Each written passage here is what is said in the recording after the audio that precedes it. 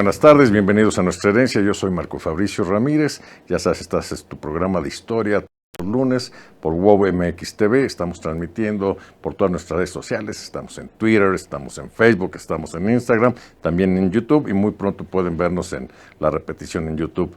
Hoy tengo un programa en el que me voy a dar gusto, un gusto que tengo que agradecerle a WOW MX, a Nuestra Herencia. Quiero hablar de una gran artista, una gran ilustradora de libros, Elvira Gascón.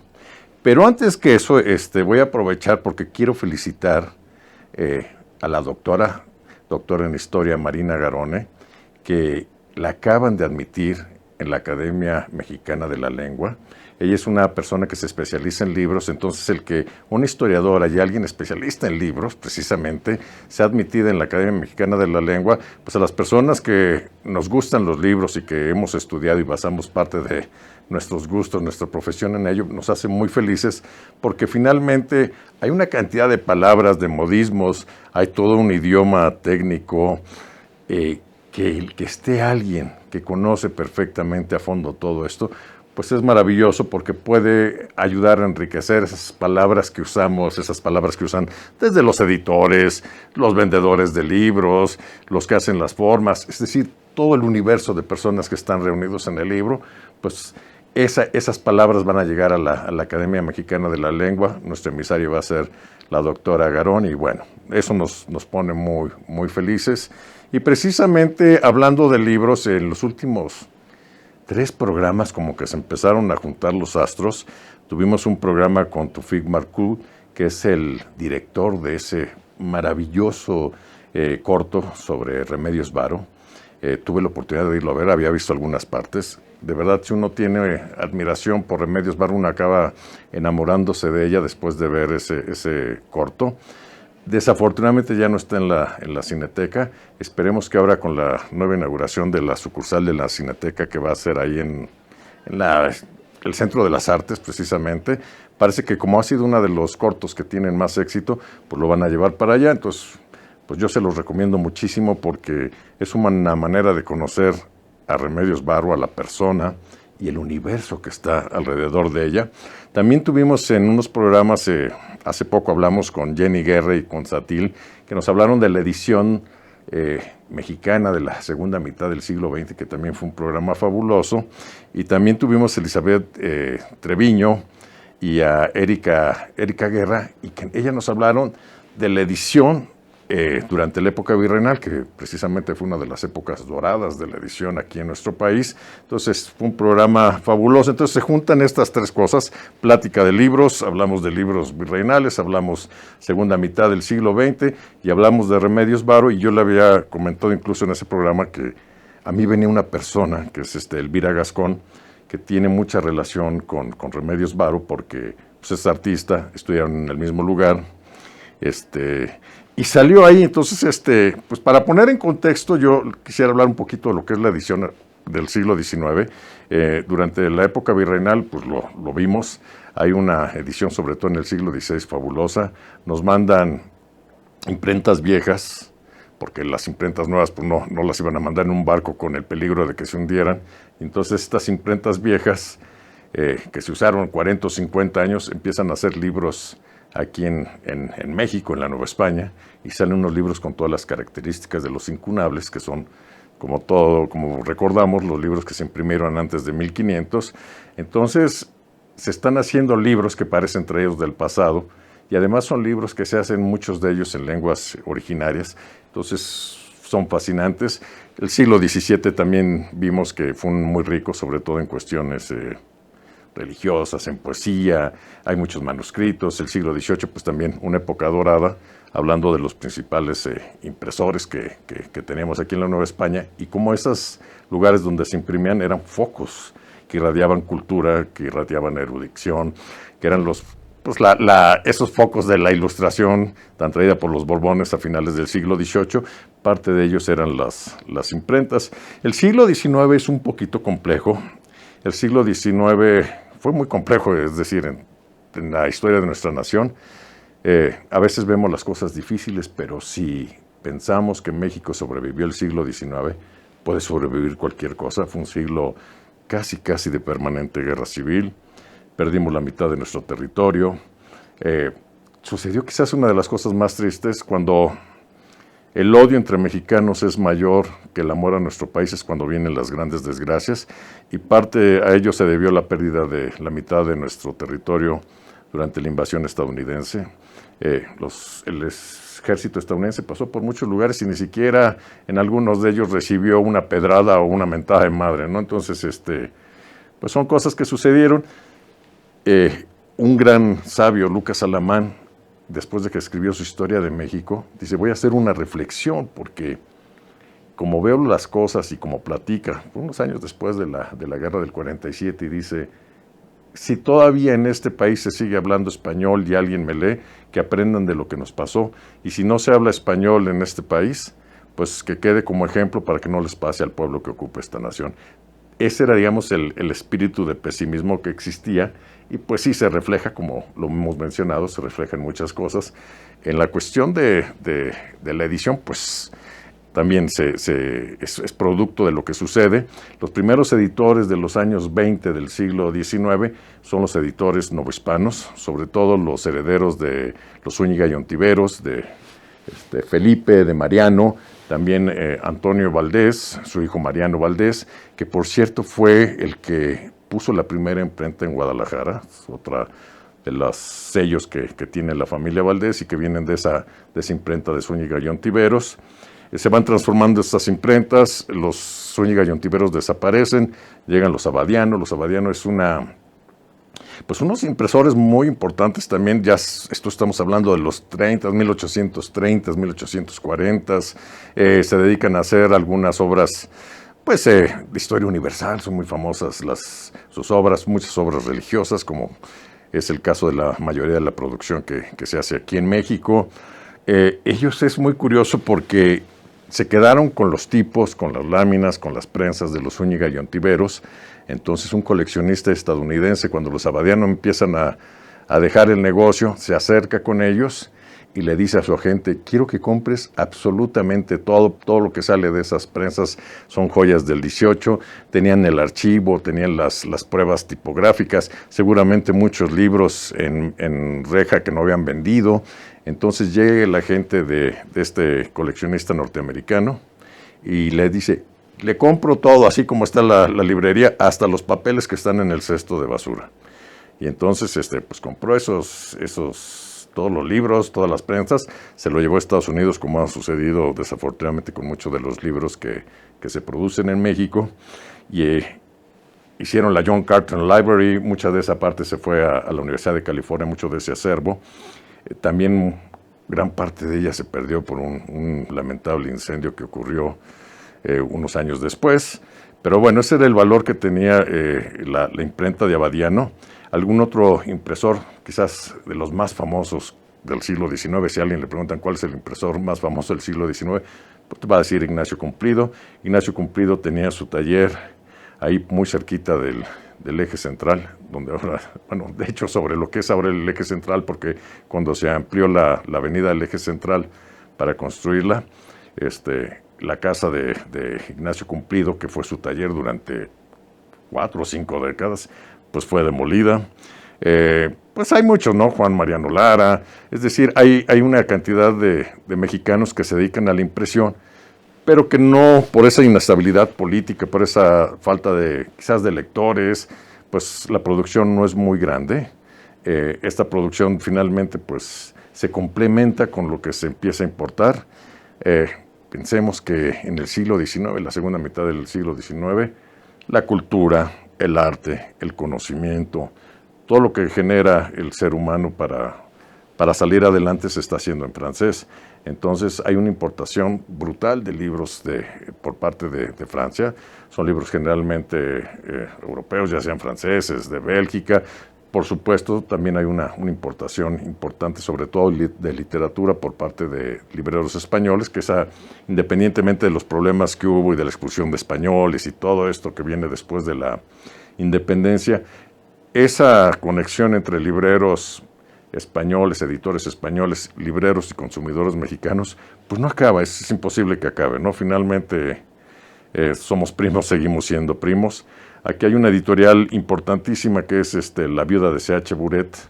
Ellos producen en Francia, en París, tienen algunos diferentes lugares donde hacen sus libros y mandan una gran cantidad hacia México. Ese México porfiriano, donde es importante la erudición, donde el francés es el segundo idioma, así como ahora todo el mundo pretendemos aprender o hablar en inglés. En ese entonces pues se trataba el francés era el idioma universal y en ese idioma se leía la ciencia y el conocimiento. Más o menos esto va llevando digamos, el nivel de libros que tenemos, de ahí nos llegan los libros, es lo que se produce, la mayoría son de importación. Las cosas se van más o menos manteniendo así hasta que viene la revolución. La revolución, por supuesto, implica, pues es una guerra civil, implica la destrucción de todas las actividades diarias, la destrucción de lo que se produce, y por la parte más de las partes o los eslabones más vulnerables de todo esto, pues por supuesto son los libros. Entonces, para la producción de libros, no hay dinero para leer. Lo que uno quiere o lo que la gente desea es salvarse, comida, necesidades básicas, sobre todo en los años más cruentos de la revolución. Podemos decir que la industria editorial más o menos se para. Hay la gente en las universidades que empezaba a hacer algo, pues se suspenden. Viene un proyecto, una vez que termina la revolución, pues llega José Vasconcelos con su proyecto educativo. Entonces él dice, tenemos que transformar este país y la única manera o la manera de hacerlo es a base de educación. Se empiezan a construir escuelas, se le da autonomía a la universidad, la preparatoria nacional empieza a ser un lugar importantísimo para la formación de cuadros, y pues enseñar a leer a la gente era como que el primer objetivo de todo esto. Y entonces Vasconcelos dice, bueno, ok, vamos a enseñar a leer a la gente, pero ¿qué es lo que va a leer la gente? Entonces empieza a producir, o tiene como proyecto producir una serie de libros con lo mejor de la literatura universal. Son esos libros hermosos que se llaman los clásicos de Vasconcelos. Por ahí todavía los puede encontrar uno en las librerías de viejo. Son libros que venía, por ejemplo, Rabindranath Tagore, en ese momento estaba súper de moda, todo el mundo quería leer a Tagore. Viene la Ilíada, viene la Odisea, vienen los diálogos de Platón, una serie de libros que forman parte de la cultura universal. Hay alguno que otro autor mexicano. Y entonces, pues manda el proyecto a la Cámara de Diputados. Nunca faltan nuestros siempre cultos y patriotas legisladores. Hubo uno que se opuso y dijo, no, ¿para qué vamos a gastar en libros? Entonces, afortunadamente, después de un debate y de la presión que hizo Vasconcelos, se aprobó la publicación de esos libros. Son libros que costaron 94 centavos y se vendieron. Cuando se vendieron, la mayoría de las personas se les regalaron, se vendían en $1. Los tirajes fueron de 20,000 a 50,000 ejemplares, y para muchas casas en los lugares más remotos de México fue su primer y único libro que tuvieron. Vamos a un corte, seguimos platicando, regresamos en un momentito. Estás en Nuestra Herencia, vamos a hablar de Elvira Gascón. Y ustedes son unos pioneros. Pues con la botellita comenzamos con esa no? idea, con el trío. Sí. Uno de los principios era humor y rock, con bases, digamos, de la cultura Guacarrock mexicana. famoso. Guacarrock, exactamente. El guacarrock. Ahora tocamos post-guacarrock, ¿no? Exactamente. Sí. Post-guacarrock, bueno, y estamos siempre en búsqueda de las nuevas formas que tienen que ver con, pues, el guacarrock, con esa mezcla, ¿no?, entre el aguacate y el rock and roll. No Claro. sé, José Alfredo. Una canción emblemática que se llama Afuera, que llegó a mis manos desnuda, ¿no?, con guitarra de palo, Sí. y letra, y de repente tuve una visión y dije, la voy a convertir en folclore, ¿no?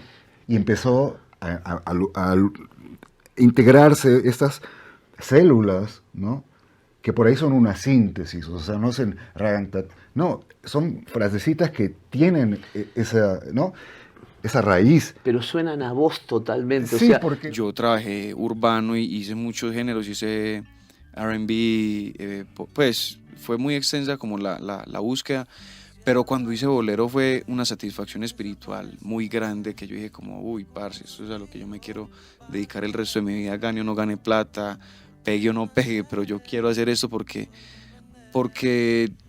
O sea, yo esto más que con mis sentimientos lo certifico es con mi familia. Y mi abuela, que yo vivo actualmente con ella. Pero ella celebramos cuando se da una fusión cultural en un proyecto y sobre todo que mezcla tantos orígenes y ritmos, ¿no? Creo Sí. que hay muchas historias para contar y como dices, el viaje. Ajá, así es, sí. Pues sí, justo así es, celebrar un poco la diversidad y cosas distintas. Y por eso estoy un poco muy emocionada por el show que vamos a hacer este sábado, porque el último sábado tocamos en un lugar un poco más como de jazz, un foro como más auditorio, pero esta vez vamos a tocar allá en el Museo de Culturas Populares. Y justo el museo... Pues nos vienes a ver, traes un espectáculo muy bonito. Sí, sí, sí. A ver, cuéntanos. De verdad que me dio mucha alegría ver a los compañeros porque es momento de hacer teatro, de regresar al teatro presencial. Y yo traigo un monólogo que se llama justamente así, Soy Teatro, y le agregamos un apellido que es En Busca de Mis Sueños. Porque es momento de soñar, de platicar justamente de esas cosas lindas en la vida. Es correcto. Y bueno, esto es un unipersonal, ¿verdad? Sí, sí, es un unipersonal, estamos de regreso. Estoy regresando al escenario después de pandemia, descansamos un ratito y voy a regresar. Ya estamos de regreso en Nuestra Herencia. Yo soy Marco Fabricio Ramírez, ya sabes, nos puedes ver en todas nuestras redes sociales. Si tienes alguna pregunta, algún comentario, está nuestro número de WhatsApp para que nos llamen. Cualquier duda que tengan, cualquier cosa relacionada con los libros, nos va a hacer muy felices de poderles contestar. Entonces estábamos platicando sobre los libros que hizo Vasconcelos. Por cierto que en la guarda tenían el escudo del UNAM, siguen teniendo el escudo del UNAM, son preciosos. Y por ahí de los, que será hace unos 20 años, se volvieron a poner de moda y entonces se hicieron súper coleccionables. Conaculta sacó una edición facsimilar con todos los libros. Pero bueno, creo que el precio de la edición era un poquito alto, entonces se podían conseguir los originales más o menos al mismo precio, entonces la gente siguió comprando los originales, que en las librerías de viejo, sobre todo en la Coyoacán, en la Colonia Roma y por supuesto en la calle de Doncelas, se pueden conseguir esos libros editados entre 1920 y 1924. Otras editoriales ya de este lado, en ese tiempo que fueron privadas, pues por supuesto la mítica Porrúa. Los Porrúa fueron una familia que se dedicaron a vender primero libros usados de segunda mano. Recordemos que cuando vino la ley de manos muertas, que a muchos le decían que era la ley de manos vivas, que se desamortizan los bienes de la iglesia, muchas de las bibliotecas de los conventos tenían que haber pasado hacia las bibliotecas nacionales. Gran parte de esos libros se desvió, entonces tesoros provenientes de Europa, provenientes del siglo XVI, siglo XVIII, siglo XIX, libros que tenían 300, 400, 500 años, cayeron en manos de particulares, es a lo que se le llama como la etapa de oro de la bibliofilia en México. Entonces los Porrúa empezaron a revender, a comprar y a vender mucho de ese material que salió, hacían catálogos de los libros que se iban a vender, que esos catálogos ahorita, los mismos catálogos ya son rarezas bibliográficas, y así es como empiezan. Finalmente ellos dicen, ¿saben qué? Pues vendemos también, que lo que hay que hacer es empezar a imprimir nuestros libros, y así nace la editorial Porrúa. El primer libro que imprime Porrúa se llama Las 100 mejores poesías mexicanas, que en realidad son 101, incluyeron una más. Es un libro también mítico, y un libro que es parte fundamental de la historia de la edición en México. Hay otros editores, por ejemplo, Botas, fueron famosísimos. Los Botas se dedicaban, era una familia de 2 hermanos emigrantes españoles, uno estaba en Cuba y otro en México, y se dedicaban a introducir habanos y tabaco de Cuba hacia México, y un día pues tenían por ahí una caja de libros, se le mandó el hermano y dijo, pues vamos a ver si se venden. Yo, sorpresa, se vendieron más que los puros, más que el tabaco, y entonces empezaron a cambiar el ramo y se dedicaron a vender libros y también a editar. Por ahí también uno de sus primeros libros fue Un crimen desastroso en Mazatlán, algo así se llama, es un librito azul que también forma parte de la historia de la edición. Botas editó miles de títulos, tenían un premio que se llamaba el Lance Duret que organizaba el Universal, y entonces hacían concursos de novelas. Tenían también el acierto de conseguir muy buenos diseñadores para sus portadas. También hace unos 20, 25 años en las librerías de viejo había montañas de libros de Botas que uno podía comprar por $1, unas verdaderas joyas, que pues duraron muy poquito y ahorita forman parte de las colecciones privadas de muchos mexicanos. Algunas otras editoriales de ese tiempo, por supuesto Cultura, una editorial con mayores pretensiones intelectuales, Cultura así con V. Si usted les colecciona libros y ven un libro editado por Cultura entre los 20 y los 30, no importa qué título sea, es un libro súper coleccionable. Más o menos ese era el panorama que había. Había algunas personas que editaban en los 20, en los 30, pero de repente sucede algo, hay una irrupción que cambia todo lo que es la industria editorial en México, que tiene que ver, por supuesto, con la Guerra Civil Española. Esta Guerra Civil es uno de los enfrentamientos más cruentos. Platicaban que en las guerras normales la gente dice, gané un pueblo, gané una villa, gané una plaza. En la Guerra Civil fue tan cruenta y enfrentó tanto a la gente que celebraban ganar unos cuantos metros al adversario. Es una guerra que sigue dejando una huella profunda en los españoles. Sí, muchas veces uno habla con españoles y parece que la Guerra Civil sucedió ayer. Yo recuerdo mucho cuando España ganó la Copa Mundial, o sea, creo que hace tres mundiales. Entonces los españoles se fueron a celebrar aquí a las Cibeles en la colonia Roma, y pues todos celebraban y demás. Por ahí alguien sacó una bandera republicana y bueno, se armó un problema que hasta la policía tuvo que intervenir. Entonces ahí es donde uno se da cuenta que esa guerra sigue estando muy cercana y sigue pesando mucho. Entonces, una de las cuestiones que nosotros ganamos como país es que una gran cantidad de refugiados se les abrieron las puertas y llegaron a México y aportaron muchísimo. Ahorita que está tan de moda hablar de refugiados y que realmente es un problema presente y que cada vez va a crecer más, ¿no? Estamos viendo en México de repente que ya no es paso de refugiados, ya es destino. Entonces, siempre hay que pensar, a mí me gusta mucho pensar en el caso español, porque el refugiado aporta, el refugiado enriquece, la diversidad cultural siempre es buena.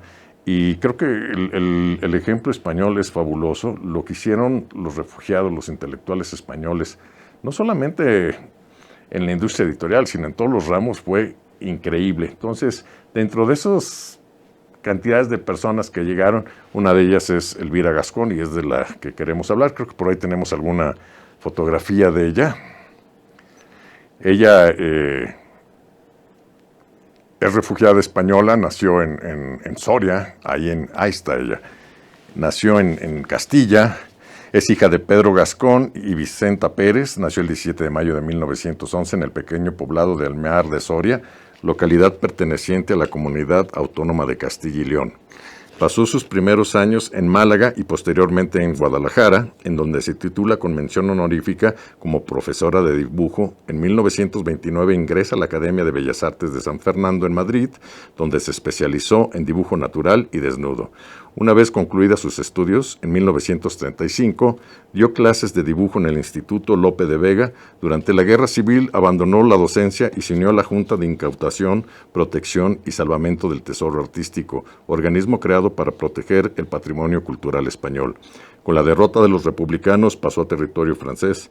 En ese mismo año, 1939, se trasladó a México, donde se casó con Roberto Fernández Balbuena, también pintor y presidente de la Junta de Incautación. De hecho, era su jefe ahí cuando en esa junta, y encargado del traslado de las obras pictóricas del Museo del Prado hasta Valencia.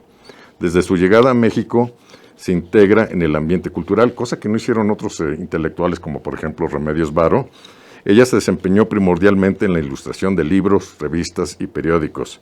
Su obra la podemos encontrar en el Fondo de Cultura Económico, la Revista de Cultura, El Reguilete, que El Reguilete es una revista de poesía fabulosa porque es la primera o de las primeras revistas de poesía que se hicieron exclusivamente por mujeres en México. Todas las personas que intervinieron ahí, desde las que escribían a los que armaban los tipos, eran mujeres. Entonces es pues una publicación también que vale la pena. Había otra revista, Suma Bibliográfica, también estuvo ahí. Todas las publicaciones de la SEP, Era, Joaquín Martís, los periódicos El Nacional, Excelsior y Novedades. Su trabajo fue reconocido de inmediato, al grado de convertirse en la ilustradora preferida de muchos escritores, destacando entre ellos Alfonso Reyes y Juan Rulfo. Testimonio fehaciente del aprecio y de admiración que inspiró son los poemas que le dedicaron sus amigos Rubén Bonifaz Nuño, Carlos Pellicer, Juan Rejano. La gran amistad que existía entre Juan Rulfo y el matrimonio Fernández Gascón nos dejó entre la selecta obra de Rulfo una semblanza dedicada a Elvira. Entre la selecta y la poca obra que hubo, ¿no? Involuntariamente, que es algo muy curioso, se vio envuelta en uno de los episodios que provocaron mayor escándalo en las letras mexicanas. En la década de los 50 del siglo XX, en 1958, Fernando Benítez publicó en la primera plana del suplemento México en la Cultura el poema de John Donne, Going to Bed, traducido por Octavio Paz. Se les acusó de hacer pornografía y de manchar la reputación del diario. Los dibujos que aparecieron adornando el poema eran, por supuesto, de Elvira Gascón. A ver si podemos ver algunas otras imágenes de Elvira. Bueno, este es un ejemplo muy interesante de lo que hacía Elvira Gascón. Ella le aportaba como que una característica clásica que también eso ayudó mucho aquí en la ilustración de libros. Recordemos que los mexicanos somos bisnietos o nietos de los olmecas, de los mayas, de los teotihuacanos, pero también somos bisnietos y nietos de los griegos, de los romanos, y entonces esa manera de dibujar es tan característica de ella. Estos dibujos, si no mal recuerdo, son de un pomario. Las ventajas de conocer a Elvira Gascón es que si tú eras su amigo, era muy fácil o era muy sencillo que ella te dedicara un poemario, y entonces aquí tenemos alguna otra imagen de ese mismo poemario. Entonces le daba un valor increíble, ¿no? Otro de los rasgos que distinguen mucho a Elvira Gascón es la gran filantropía que tiene. Su obra estaba presente en todas las subastas que apoyaban causas humanitarias. Desafortunadamente fallece el 11 de septiembre del 2000, pero bueno, su obra es increíble. Todavía no sabemos exactamente cuántos libros ilustró, por ahí están saliendo de repente. También fue muralista. Ella hizo los murales de Zongolica, Veracruz.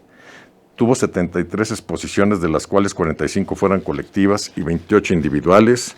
De su obra mural destaca el conjunto pictórico de la iglesia de San Antonio de las Huertas en la Ciudad de México. Si ustedes quieren ver la obra de Elvira Gascón en murales, les recomiendo mucho la visita allá a San Antonio de las Huertas. San Antonio de las Huertas es una iglesia que está sobre Avenida México-Tacuba, digamos, saliendo del metro normal debe estar a unos, 50 metros o 60 metros. Arquitectónicamente es una iglesia preciosa, es una obra de este español que hacía las obras de concreto, ahorita les digo cómo se llama, y ella tiene murales ahí. El nombre también de la iglesia, el San Antonio de las Huertas, es muy curioso, porque esa zona anteriormente se le conocía como Tlaxpana, y era la zona de la ciudad, que ahorita ya está en medio, pero era la zona de la ciudad donde estaban las huertas que surtían de fruta. Entonces no era casual que se le llamara así. Se alimentaban esas huertas con el agua del río Consulado, que ahora es Circuito Interior o Melchor Ocampo, y también con el agua que venía de Santa Fe en el famosísimo acueducto de la Tlaxpano de la Verónica, que acababa ahí en San Cosme, casi esquina con Circuito Interior, ¿no? Siempre estuvo muy ligada al mundo literario. Más o menos se calcula que hizo unas 33 revistas, 20 programas, 15 boletines. Se han localizado 151 libros de ellas. Fue la ilustradora también de las favoritas de León Felipe. La Ilíada de Homero, traducida por Alfonso Reyes, ese es un caso también especial. Alfonso Reyes trató de hacer una traducción de la Ilíada, pero, bueno, ahí está, ahorita les platico de la Ilíada. Ahí estamos viendo la bibliografía mexicana. Ahí déjenme, vamos a platicar lo de la Ilíada de Alfonso Reyes. Y ella se la decora, de verdad, hace unas cosas maravillosas, pero desafortunadamente la segunda parte, Alfonso Reyes ya no la logra traducir, y entonces sale ese libro, que es un libro que nada más salió la primera parte, pero se convirtió en una pieza súper deseada por los coleccionistas. Primero por la traducción de Alfonso Reyes y segundo por las ilustraciones de Elvira Gascón. Aquí estamos viendo la bibliografía mexicana del siglo XVI. Este es uno de los libros más hermosos sobre libros que se han producido en México. La primera edición es de finales del XIX, lo hizo Joaquín García y Casbalceta.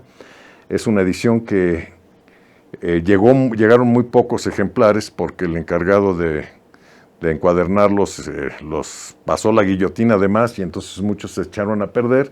Esta es una edición segunda de 1954 de Millares Carlo y precisamente la persona que hace las decoraciones, que hace las capitulares de este maravilloso libro, pues es Elvira Gascón. Es un libro fabuloso, también es una joya que ya es bien difícil de encontrar, incluso en librerías de viejo o en subastas es complicado. Estábamos platicando que algunos de las personas que les ilustraba libros se habían obsesionado o tenían una admiración tan grande. Bueno, aquí hay otra ilustración que también podemos ver ahí, esos rasgos que son tan específicos, tan singulares de Elvira Gascón. Hay cierta escuela griega, cierta escuela clásica que no la podemos obviar, ¿no? Este es otro caso, este es un paisaje muy mexicano, pero con esa misma estética clásica. Entonces, ese es el encanto que tiene Elvira Gascón. Podemos ver los volcanes al fondo, podemos ver 3 mujeres mexicanas. Si uno se fija en las ilustraciones de Pedro Páramo, se parecen mucho a las 3 mujeres porque son también de Elvira Gascón. Entonces, de ahí se toman. El fondo, toda la composición es una composición con mucho arte, con mucho conocimiento y con muchas cuestiones clásicas. Es una mezcla perfecta entre el clasicismo occidental y las cuestiones mexicanas. A ver si podemos ver alguna otra. Bueno, este también es un grabado, línea clásica, el caballo se define perfectamente, las sombras.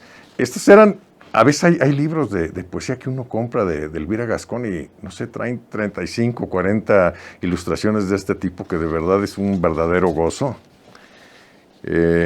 Si vemos una más antes de irnos a corte, bueno, este es también un angelito que hacía el grabado. Ahí vemos, siempre ella ponía una E y la G, que era su firma, de Elvira Gascón. Si quieren, nos quedamos aquí, vamos a un corte, regresamos. Estamos en Nuestra Herencia, volvemos. Las mascotas o nuestros compañeros de vida tienen una cuestión muy positiva en cada ser, ¿no? Claro.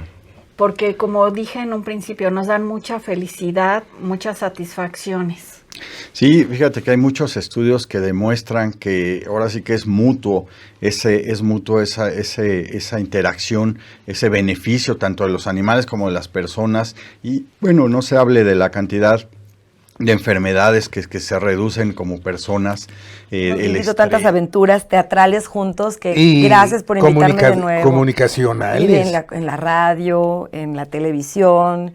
Y bueno, pues el teatro creo que es la pasión que nos une y que nos ha permitido también estar en medios para hablar de esto que es tan importante, el arte en general, las expresiones artísticas, la comunicación, la información y el abrirnos hacia otros mundos. Así que gracias por invitarme a estar aquí contigo.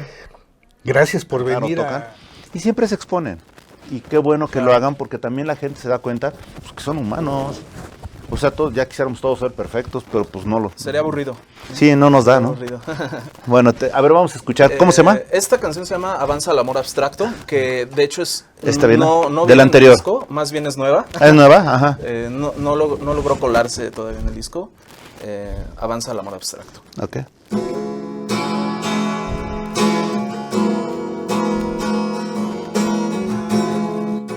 En 1997 la colección de códices pasa a formar parte de Memoria del Mundo por parte de la UNESCO y en ese ínter es cuando empieza la famosa digitalización con la tecnología que existía en ese momento. Hay que recordar que hay códices que son de formato muy pequeño, pero hay unos que son muy muy grandes, que no sé, de 6x4, 6x8, no son multiplicaciones, pero de formatos muy muy grandes, ¿no? Entonces lo que se tuvo que hacer es empezar a tomar por cuadrantes y pegar digitalmente cada uno de estos cuadrantes. Todas estas imágenes son las que ahorita estamos poniendo a disposición del público. Ya estamos de regreso a Nuestra Herencia, seguimos platicando de Elvira Gascón, ojalá les esté gustando tanto este programa como a mí, porque de verdad es una personalidad increíble. Quería platicarles también, ya les había comentado que muchas personas le hicieron poemas, Pues si podemos ver una imagen y les voy leyendo algo que escribió Rubén Bonifaz Nuño sobre ella. Él escribe este poema en 1969. Dice, como el rostro del aire cuando gira, establece la luz como la helada. El agua móvil de la madrugada funda las cosas tu dibujo, Elvira. Lo que quieran hacer tiende y aspira a la forma que mira tu mirada. A que lo saque aspira de su nada y vuelve verdadera su mentira. Solo tiene verdad lo que se finge. Entre los 4 aspectos de la esfinge cobra peso y fulgor lo oscuro y vano. Y las llamas, el mar, la tierra, el cielo existen, limitados por el vuelo de la línea que come de tu mano. También el famosísimo poeta tabasqueño Carlos Pellicer, en 1964 le dedica este poema. Hablar a toda línea, en todo instante, la línea que en tus manos se fabrica, humo de sencillez claro complica, tu línea prodigioso navegante. Línea que a toda flor es semejante, contorno floreciente comunica, su leve hilo que se multiplica sin que nada lo impida o lo quebrante. Para alinear una palabra puede medir el ritmo que su flor concede, con la mano más fácil y sonora. Solo con la mirada de tu mano puede la línea ser y estar, señora. Un aéreo, lineal, tibio y humano.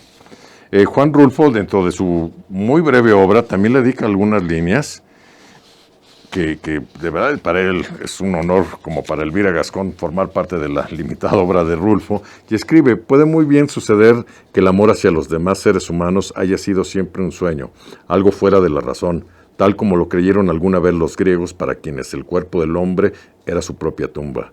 Pero ¿a qué lugar del cuerpo se refería Eurípides? Seguramente no a los contornos ni a la línea de los labios, o al juego de las manos o al de los hombros, y mucho menos a la sonrisa de una madre sobre el resplandor de un niño. Esto lo descubrió Elvira Gascón hace siglos, cuando tierna, amorosamente convencida de que el cuerpo no era solo una tumba, se dedicó a trazar en dibujos lineales a todos los atributos de la vida. Solo quedaba la cuestión del amor, esa alucinación o ilusión donde todo parece tener un mágico significado. Elvira Gascón le resolvió en una serie de analogías al rastrear los más mínimos movimientos del sueño o la vigilia, acechando cualquier despliegue del alma y las imágenes reflejadas por emociones imperceptibles. Imperceptibles para nosotros, pero no para quien, como ella, le atribuye valor a la más leve sensación y al más breve palpitar de un cuerpo. Un cuerpo que precisamente por no ser una tumba, obedece a impulsos tan ligeros que solo el brillo ágil de una mirada puede conseguir detener en afiliadas líneas. Este es lo que escribe Juan Rulfo, que de verdad sí tenía una admiración muy grande por ella. Incluso su hija nos platica que andaba Juan Rulfo cargando el manuscrito de Pedro Páramo y se lo llevaba al matrimonio Fernández Gascón para que lo revisara. Y como no, ellos les daban su opinión con toda la naturalidad del mundo, porque lo tenían mucha confianza, ¿no? Es algo que pues una anécdota muy, muy interesante, la relación que tenían Juan Rulfo y los Gascón. También no sé si por ahí ande una imagen de un Cristo. Muchas veces el primer acercamiento que tenemos al arte, sobre todo cuando somos pequeños, es el Cristo. Entonces, esto a Elvira Gascón le produció un problema. Ella nos dice que no se le hacía un Cristo como que la figura natural. Entonces ella escribe, dice, yo quería saber qué ocurría con el cuerpo de un crucificado para aproximarme a la imagen de Cristo en la cruz, pues estaba convencida de que algo falso en los Cristos convencionales. Deseaba pintar uno realmente muerto. Busqué los hospitales donde llegaban accidentados y solicité el permiso para pintar alguno que tuviese las características del Nazareno. Me negaron la petición, creían que estaba loca. Solo en shock hubo una vaga promesa. Casi había olvidado el asunto cuando de pronto Elvira recibió una llamada, abandonó su taller de esmalte y corrió al hospital. En el anfiteatro la esperaba el director. ¿Esto es lo que usted desea? Frente a ella estaba una figura preciosa, un joven obrero de aproximadamente 30 años que al parecer había caído de un andamio. No tenía herida alguna, si acaso una rosa en la sien derecha que no había abierto la piel, un rostro indígena, la musculatura perfecta, el vientre plano. Asistida por el personal del hospital, Elvira ata cuidadosamente el cuerpo en una cruz de madera, pone toda la delicadeza, era una imagen fiel de Cristo, de ese Cristo universal bajo la forma del canon estético de América. La artista lo observa sin morbo durante largas horas y comprueba su hipótesis. En un crucificado no había hermosura estética. El abdomen se relajó, los pectorales se adhirieron a las costillas. el cuello se hundió entre los hombros, la piel adquirió tonalidades verdosas, una belleza aterradora. Y aquí lo tienes, el cuadro de gran formato era el único montado sobre un caballete, altar magnífico para esa oda de la belleza americana. ¿Sabes que le ha gustado mucho a Miguel León Portilla y también a Carlos Pellicer, que lo bautizó como el Cristo Hombre? Ese era, digamos, el empeño que ponía Elvira Gascón en su obra. Era de verdad increíble pensar en lo que hacía con tal de reflejar. Bueno, aquí podemos ver en toda esta serie de grabados la calidad, la profundidad, esos rasgos. Decían que pintar no es obviar lo que está ahí, sino lo indispensable, ¿no? Otra de las cuestiones que tienen que ver con Elvira Gascón es que, además de relacionarse con los mexicanos a los que llega, también tiene una relación con otros editores españoles. Entonces, ella le ilustra muchas obras a un personaje fabuloso que se llama Alejandro Finisterre, que en realidad es Alejandro Campos Ramírez, que se puso Finisterre porque era originario de ese poblado en Galicia. Un hombre que tiene una vida novelesca. Está en 1936 en Madrid, le cae una bomba, se lastima el pie, lo rescatan, lo sacan de los escombros, lo mandan a un hospital a Valencia que se recupere, y entonces ve a todos los niños jugando fútbol, y él no puede jugar fútbol porque está mal de la pierna debido al bombazo, y entonces ve que hay unas mesas ping-pong, y se le ocurre la idea de, usando una mesa de ping-pong, crear un futbolito, que ese es el futbolito que ahora todos conocemos, el famoso futbolito de mesa. Él lo crea en ese año, terminando la guerra se va a Ecuador, forma una editorial que era Ecuador 000, conoce ahí al presidente de Guatemala y el presidente lo invita a que elabore sus futbolitos en Guatemala, aprovechando la cantidad de madera que hay. Ese es el poblado el que estamos viendo, el original de ahí nació Elvira Gascón. Y entonces, ya para no hacerles más largo el cuento, cae la dictadura, cae el presidente Herbés, viene la dictadura y entonces lo quieren deportar a España, se mete al avión donde lo van a deportar, envuelve un jabón en papel estaño y dice que es una bomba, logra desviar el avión, llega a Panamá y de Panamá se viene a México y entonces pues empieza a mezclar a relacionar con todos los emigrados españoles. Funden una editorial que se llama la Editorial Finisterre, precisamente, y entonces empieza a producir una cantidad de libros. Muchos de esos libros son ilustrados por Elvira Gascón. También produce la revista Norte, una revista que fue muy importante. Aquí vemos al esposo de Elvira Gascón. Y pues bueno, esa historia de la emigración española la podemos consultar. Hoy tenemos un regalo para nuestros amigos de WOW-MX TV. Si se meten a la página www.palabradeclio.com, pueden bajar gratuitamente el libro Guerra y Exilio, donde vienen, entre otros temas, qué es lo que sucedió con los impresores españoles en México, que de verdad es una historia maravillosa, que vale la pena contar.